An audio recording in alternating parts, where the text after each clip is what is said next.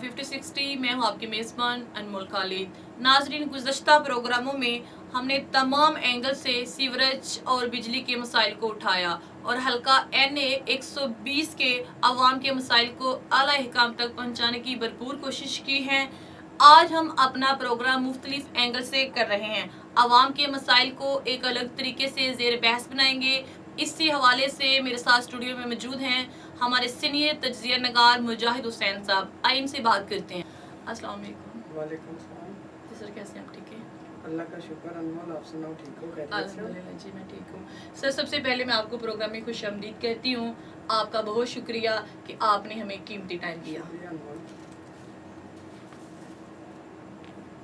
इसके बाद हल्का NA 120 की आवाम की तरफ से भी आपका बहुत शुक्रिया। आप ख़ास तौर पर आजकल हल्का NA 120 के आवाम को ख़ास तौर पर सामने ला रहे हैं और लोग आपका बहुत शुक्रिया अदा कर रहे हैं। मेरे प्रोग्राम 50-60 में बहुत से खतूत, ईमेल और व्हाट्सएप मौसूल हुए हैं जिनमें मेरा और आपका शुक्रिया अदा किया गया है।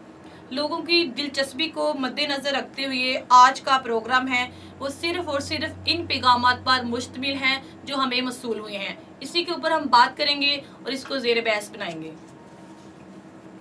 अच्छा, आप मुझे ये बताएं कि जाबिर हुसैन साहब जो एकेडमी के प्रिंसिपल हैं, वो कहते हैं कि गंदे पानी और गंदगी की वजह से आए दिन बच्चे एकेडमी से छुट्टियां करते हैं, जो कि कोरोना से पहले भी यही सूरत हाल थी और कोरोना के बाद भी यही सूरत हाल है। आखिरकार ये हुक्मरान क्या कर रहे हैं, ये किधर सो रहे हैं? शुक्रिया अनमोल। सबसे पहले मैं अपने भाई बहनों का शुक्रिया अदा करूँगा जिन्होंने मुझे आज पैगाम भी दिया और मैं उनके लिए काम करता रहूँगा। आपके जितने भी सवाल आएंगे, जितने भी आपके मसाइल होंगे, पहले मैं खुद जाऊँगा, उनको देखूँगा, वहाँ से सर्वे करके आऊँगा और उसके जितना भी मेरे से होगा मैं इंशाल्लाह आपकी ज़रूर मदद करूँगा। और आपने जाफ़र भाई का सवाल किया मुझसे। अनमोल, पहले तो हमारी अकेडमियाँ टोटल बंद थी और 15 तारीख से जो है ना सुनने में आया कि अकेडमियाँ दोबारा से ओपन होनी है। हो सकता है गवर्नमेंट ने कोई इनके मामला के लिए कोई ऐसा कोई पैकेज दिया हो या ना भी दिया हो, और इंशाल्लाह जैसे भी होगा इसको देख के जो है ना मैं इस पर पूरी अपनी रिसर्च करके इसके लिए मैं बहुत अच्छा पैकेज लेके दूँगा इंशाल्लाह। अच्छा, मुंशी लद्दा बाग मुंशी लद्दा से हसन साहब कहते हैं कि आए दिन सफाई का मसला होता है, सफाई वाला अमला गायब रहता है। ये क्या वजूहत है? आपकी क्या राय है इस हवाले से? अनमोल, आप ठीक कह रही हैं। हसन भाई की बात बिल्कुल ठीक है। सुबह मैं 7 बजे जब निकला हूँ, मैंने सर्वे किया इसका, तकरीबन 12:30 बजे तक जो मैंने देखा गली गली में गंदगी पड़ी हुई थी, गली गली में वैसे कूड़े का ढेर लगा हुआ था, वहाँ पे टोटल अमला नहीं था। मैंने उसके फोटेज भी लिए, मैं इंशाल्लाह आपको वो फोटेज भी दूंगा। और वहाँ के जो इंतज़ामिया मैं उनसे मिलने की भी कोशिश की, लेकिन मेरी मुलाकात नहीं हुई उनसे। जो कि हमें खात तौहीद पार्क से लिखा गया मिसिस जवेद की तरफ से। मिसिस जवेद का कहना है कि गैस का बहुत ज़्यादा इशू है, पीने के लिए साफ पानी नहीं है, तो जगह जगह में गंदगी है, कीचड़ है, और सीवरेज की तो वो कहते हैं आप बात ही ना करें। जब बात की जाए MNA बिलाल यासीन पर तो वो कहते हैं हम तो इक़्तिदार में नहीं है। अगर वो इक़्तिदार में नहीं है तो आखिर किधर है? मेरी बहन की बात सबसे पहली बात जो है वो सबसे बहुत जो मैंने रिसर्च किया वहाँ पे जाके, वो सबसे जो ज़्यादा बात जो मेरे जो समझ में आई उनके साफ पानी का मसला। देखिए अनमोल, इन्होंने वाटर सप्लाई लगाए थे साफ पानी के लिए। मैं 4 जगह गया हूँ जहाँ कसूरपुरे का वाटर सप्लाई का प्लांट बंद पड़ा हुआ है। उसके बाद एक बंद रोड का गंजाली घाटी के अंदर लगा हुआ है, वो भी प्लांट बंद पड़ा हुआ है। और एक दाता साहब के पास एक प्लांट है, वो भी बंद पड़ा हुआ है। करोड़ों रुपए के पैसे लगा के ये सारे प्लांट इन्होंने रिजेक्ट कर दिए हैं, तो साफ पानी पीने के लिए इनको कहाँ से मुयसर होगा? ठीक है, ये प्लांट जो बंद पड़े हैं ये क्यों बंद पड़े हैं? इनको कोई नहीं है देखने वाला? देखिए जी, ये गरीब अवाम का पैसा है, अगर इनकी जेब से जाता तो फिर तो इनकी जो है ना सुनवाई होती। गरीब अवाम का पैसा, गरीब अवाम का पैसा जो है उनको चलो अगर लगा दिया गवर्नमेंट ने, तो किसी भी गवर्नमेंट ने लगाया तो उसको जो है ना कंटिन्यू चलना चाहिए, उस पर खर्चा हुआ होगा। मैंने जहाँ तक ये देखे हैं तकरीबन 6-7 से प्लांट को तकरीबन बंद पड़े हुए हैं। जो पैसा भी बेकार गया और साफ़ पानी भी वहाँ से आवाम को नहीं मिलेगा। और दूसरी चीज़ जो उन्होंने कहा कि गैस की वाकई ही बहुत शॉर्टेज है वहाँ पे, कभी चला जाता है, कभी आ जाता है, कभी चला जाता है। मैंने कुछ घर विज़िट किए हैं और उनमें देखा कि गैस का तो एक तो पूरा प्रेशर भी नहीं है, और कुछ घर ऐसे हैं जहाँ पे जो है ना कि किसी टाइम और 24 घंटों में कोई एक टाइम है जो कभी गैस आता कभी जाता। बिजली का भी काफ़ी इशू आ रहा है, लोड शेडिंग बहुत ज़्यादा है। बिजली का मैंने इशू जो है ना वो देखा है, वहाँ पे लोड शेडिंग इतनी नहीं है लेकिन हो रही है। अच्छा मुझे सब आप ये बताएं, हमें ना नज़ीर खान ने ख़त लिखा है और नज़ीर खान का कहना ये है कि जब से हमने होश संभाला है, मतलब बचपन से लेकर जवानी तक, जवानी से आप कहते हैं हम बुढ़ापे की तरफ आ रहे हैं, हमने बंद रोड में गंदगी कीचड़ के अलावा कोई चीज़ नहीं देखी, ना ही इधर साफ पानी है, ना पीने के लिए पानी है। और उनका ये कहना है कि अगर साबका हुकूमत ने काम नहीं किया तो मौजूदा हुकूमत क्यों नहीं काम कर रही।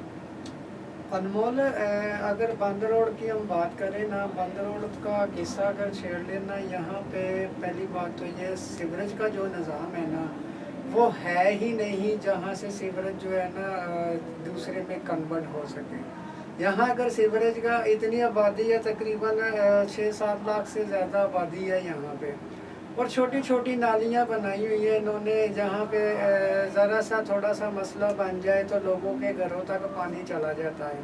नज़ीर भाई की बात बिल्कुल ठीक है। मैं जब वहाँ पे गया हूँ, मैंने वहाँ पे जो सर्वे किया, एक तो वो घुटने से ऊपर ऊपर कीचड़ था, फिर गंदगी बहुत ज़्यादा थी, फिर मैं एक आगे गया हूँ, वो कब्रिस्तान था, कब्रिस्तान के साथ ही काफ़ी कूड़ा करकट पड़ा हुआ था, वो भी मैंने सर्वे किया। फिर ऊपर से अब ये बारिशों का मौसम है, वहाँ पे तो कभी कीचड़ पहले भी नहीं सूखा, और ऊपर से बारिशों का मौसम है, उसकी वजह से इतना ज़्यादा वहाँ पे गंद सा पड़ा हुआ था, गुजरना जो है ना बहुत मुश्किल से था। वो फिर मैं ये सोच के देख के परेशान हुआ कि यहाँ पे लोग रहते हैं, छोटे छोटे बच्चे रहते हैं, बूढ़े लोग रहते हैं, और उन पे इसका क्या असरात, बुरे असरात पड़ेंगे। मैं हैरान हूँ कि इतनी गंदगी के अंदर वहाँ पे इतनी ज़्यादा आबादी है, और ना साबका हुकूमत ने ना नई गवर्नमेंट जो हमारी आई है उन्होंने इनके लिए कोई ऐसा प्लान नहीं बनाया कि यहाँ पे इंसान रहते हैं कि चलो इनकी कोई जो है ना सुनवाई हो और इनको सहूलत मुयसर की जाए। जी। अच्छा ये बताइए कि अमीन पार्क नंबर 2 से हमें रहीम खान साहब ने मैसेज किया, उनका ये कहना है कि मेरी आमदनी का सबसे बड़ा हिस्सा बच्चों की बीमारियों पर लग जाता है। इस हवाले से आपकी क्या राय है, उनके बच्चे क्यों बीमार रहते हैं। अनमोल, जैसे कि अभी मैंने नज़ीर भाई का सवाल सुन के जवाब दिया, यहाँ अमीन पार्क गली नंबर 2 में मेन पे सड़क पक्की है, उसके बाद छोटी एक तंग गली है, उसके साथ वो तोड़ दरिया तक रास्ता जा रहा है, उसके साथ एक गली है जो दाएं हाथ ना टर्न हो जाती है, वो तकरीबन वो दाएं हाथ और बाएं हाथ वाली गली आप अगर देख लेना तो सीवरेज के ऊपर जो ढक्कन पड़े होते हैं वो भी वहाँ पे मौजूद नहीं है। मैं तकरीबन वहाँ जब सर्वे करने के लिए गया हूँ, मेरे सामने ही 2 मोटरसाइकिल सवार जाके गटर में गिरे हैं, और एक को तो मैंने निकाला, मेरे सारे कपड़े भी गंदे हो गए।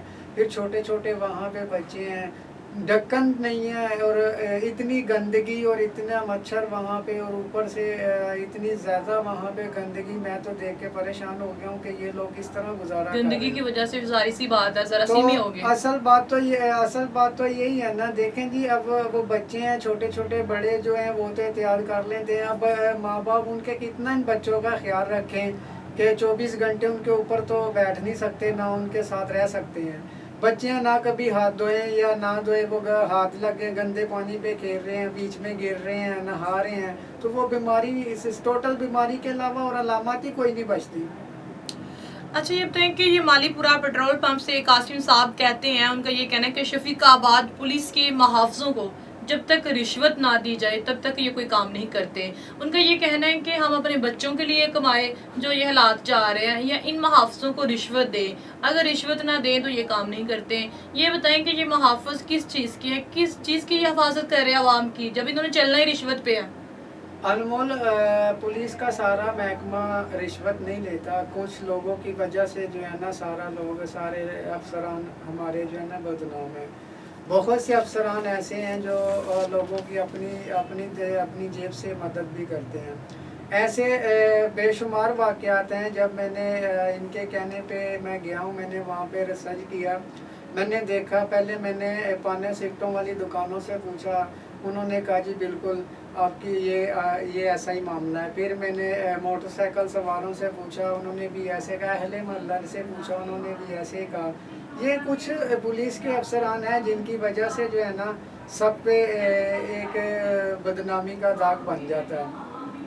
मैं तो अब गवर्नमेंट पंजाब से अपील भी करूंगा और अपने उन बड़े अफसरान पुलिस वालों से भी, इस तरह के लोगों की जो है, अपने अफसरों की जो छोटे तबके के, इनके देखें कि इनके मामला मसाइल अगर ऐसे अवाम के साथ जाके ये उलझ रहे हैं, पैसे ले रहे हैं, काम अपना नहीं सर अंजाम दे रहे हैं, तो इनके खिलाफ कड़ी से कड़ी कार्रवाई कर लेनी चाहिए और होनी भी चाहिए। क्योंकि इस टाइम आपको पता है गरीब अवाम के पास जिस मुश्किल दौर में वो अपना गुजारा कर रहे हैं, और ऊपर से आपको पता है कि सैलाब का मसला बना हुआ है, बहुत ज़्यादा काम भी बंद पड़े हुए हैं। कई ऐसे घर हैं जो मैं जब वहाँ गया हूँ देखा है, तो वो अपने जो है ना काम भी नहीं है और बच्चे भी भूखे बैठे हुए। कई घर तो मैं खुद देख के आया हूँ। और मैं अपने उसके इर्द गिर्द के जितने भी दोस्त हैं, उनके हमसाए हैं, मैं उनसे भी अपील भी करता हूँ और उनसे मैं रिक्वेस्ट भी करता हूँ, ऐसे घर अगर आपको पता चले कि ऐसा मामला मसाइल है, अपने ये जो आपके जितने भी ये हमसाए हैं, इनकी मदद आप खुद करें। ये कहीं मांग के गुजारा करें, उससे बेहतर है अगर आपके वसाइल हैं तो उनसे उनकी मदद आपको करनी चाहिए। थैंक यू सो मच मुजाहिद साहब, बहुत शुक्रिया आपका, आपके कीमती वक़्त का। आपने अवामी मसाइल को सुना और अवामी मसाइल को आगे बढ़ाया, इसके ऊपर हमने काफ़ी डिस्कस की। नाजरीन, आज के प्रोग्राम में हमने अवामी मसाइल पर बात की है। इस प्रोग्राम में जितने भी हमने सवालात किए हैं वो सिर्फ़ और सिर्फ अवामी सवालात हैं। जो सवालात रह गए हैं वो इंशाल्लाह अगले प्रोग्राम में करेंगे। अगर आप भी अपनी आवाज़ हुक्मरानों तक पहुंचाना चाहते हैं या आपको कोई मसला दरपेश है तो आप हमें ख़त लिख सकते हैं, व्हाट्सएप ईमेल कर सकते हैं। तमाम तर राब्तों को स्क्रीन पर भी देख सकते हैं। अगले प्रोग्राम तक अपने होस्ट अनमोल खालिद को दीजिएगा इजाज़त। तब तक अपना ख्याल रखिएगा। अल्लाह हाफिज़।